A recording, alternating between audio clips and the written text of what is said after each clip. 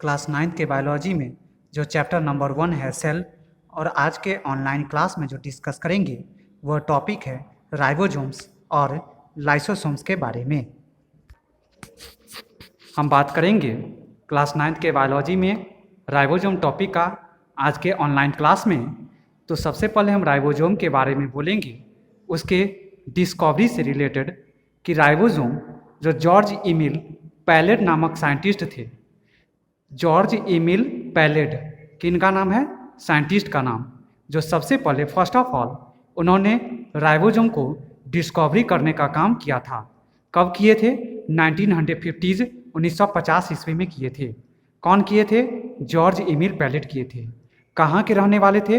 Romanian cell biologist थे, रोम के रहने वाले थे। और जो उन्होंने राइबोसोम को जो ऑब्जर्व करने का काम किया वह किसकी सहायता से किए? इलेक्ट्रॉन माइक्रोस्कोप के सहायता से किए थे।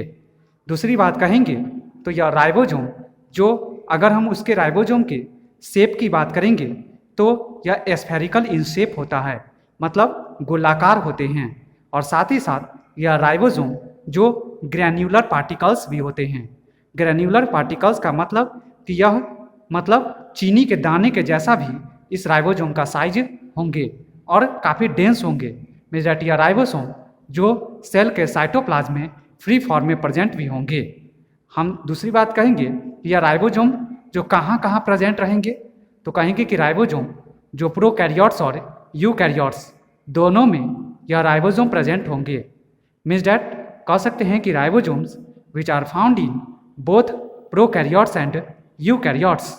अगर हम बात करेंगे प्रोकैरियोटिक सेल का, तो प्रोकैरियोटिक सेल में बात करेंगे कि 70S टाइप के राइबोसोम जो होते हैं वह हमारे प्रोकैरियोटिक सेल में प्रेजेंट होते हैं, जबकि 80S टाइप के राइबोसोम जो होते हैं वह हमारे यूकैरियोटिक सेल में प्रेजेंट होते हैं। यूकैरियोटिक सेल में 80S टाइप के राइबोसोम प्रेजेंट होंगे और प्रोकैरियोटिक सेल में 70S टाइप के राइबोसोम प्रेजेंट होंगे। अगर हम बात करेंगे राइबोसोम के कंपोजिशन का, मतलब यह बनेगा किससे, तो हम कहेंगे कि राइबोसोम जो आरएनए और प्रोटीन से मिलके बनते हैं। आरएनए का फुल फॉर्म होता है राइबोज न्यूक्लिक एसिड। आरएनए का फुल फॉर्म क्या होगा? तो राइबोज न्यूक्लिक एसिड। और इस आरएनए और प्रोटीन से मिलके कौन बनेंगे? राइबोसोम बनेंगे।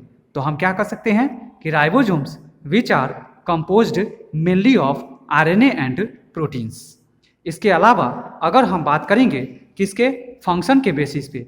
किसके बेसिस पे? फंक्शन के बेसिस पे। तो हम कहेंगे कि राइबोसोम जो प्रोटीन सिंथेसिस भी कराने में इन्वॉल्व होते हैं। मीन्स डैट राइबोसोम को protein factory of the cell के भी नाम से जाना जाता है। राइबोसोम को protein factory of the cell के नाम से क्यों जाना जाता है? इसलिए क्योंकि राइबोसोम जो सेल में प्रोटीन सिंथेसिस कराने के लिए एक मेजर साइट होते हैं, प्लेस होते हैं। इसके अलावा अगर हम नेक्स्ट टॉपिक की बात करेंगे तो है लाइसोसोम्स। लाइसोसोम्स जो खुद में एक सेल ऑर्गेनेल्स है। लाइसोसोम्स जो खुद में क्या है? सेल ऑर्गेनेल्स है, जो हमारे कहाँ पे प्रेजेंट होते हैं? तो सेल के साइटोप्लाज्म में प्रेजेंट होते हैं। कौन होते हैं? लाइसोसोम्स होते हैं। किस फॉर्म में होते हैं? एज अ सेल ऑर्गेनेल्स के फॉर्म में प्रेजेंट होते हैं। हम कहेंगे कि यह लाइसोसोम्स जो एनिमल सेल्स में प्रेजेंट होंगे, कुछ प्लांट सेल्स में भी प्रेजेंट होंगे, और यह लाइसोसोम्स जो फंगी में भी प्रेजेंट होते हैं। मीन्स डैट हम कहेंगे कि यह लाइसोसोम्स जो एब्सेंट हमारा प्रोकैरियोट्स में होंगे, और साथ ही साथ जो रेड ब्लड सेल्स यानी रेड ब्लड कर्पसल्स होते हैं जो हमारे मैमल्स के उसमें यानी रेड ब्लड सेल्स में और प्रोकैरियोट्स में, यह हमारा लाइसोसोम्स जो क्या होंगे? एब्सेंट होंगे। लाइसोसोम की बात करेंगे अगर उनके फॉर्मेशन का, तो हम कहेंगे कि लाइसोसोम का फॉर्मेशन जो होता है वह गोल्गी एपरेटस की सहायता से होते हैं। मीन्स डैट हम कहेंगे कि GERL मतलब यह गर्ल वर्ड बनता है। तो यह गर्ल का मतलब क्या होगा? तो G for Golgi body, E for endoplasmic reticulum, R for ribosome, L for lysosome. Means that यह चारों सेल ऑर्गेनेल्स जो एक दूसरे के स्ट्रक्चर के फॉर्मेशन करने में इन्वॉल्व होते हैं, जिसमें यह लाइसोसोम के स्ट्रक्चर का जो फॉर्मेशन होता है वह हमारे गोल्गी एपरेटस यानी गोल्गी बॉडी के सहायता से होते हैं। अगर हम बात करेंगे लाइसोसोम का, तो लाइसोसोम के पास में पावरफुल डाइजेस्टिव एंजाइम प्रेजेंट रहते हैं, और वो लाइसोसोम के पास में जो हाइड्रोलाइटिक पावरफुल डाइजेस्टिव इंजाइम होते हैं जो वेरियस टाइप के ऑर्गेनिक मटेरियल्स के डाइजेशन में इन्वॉल्व होते हैं।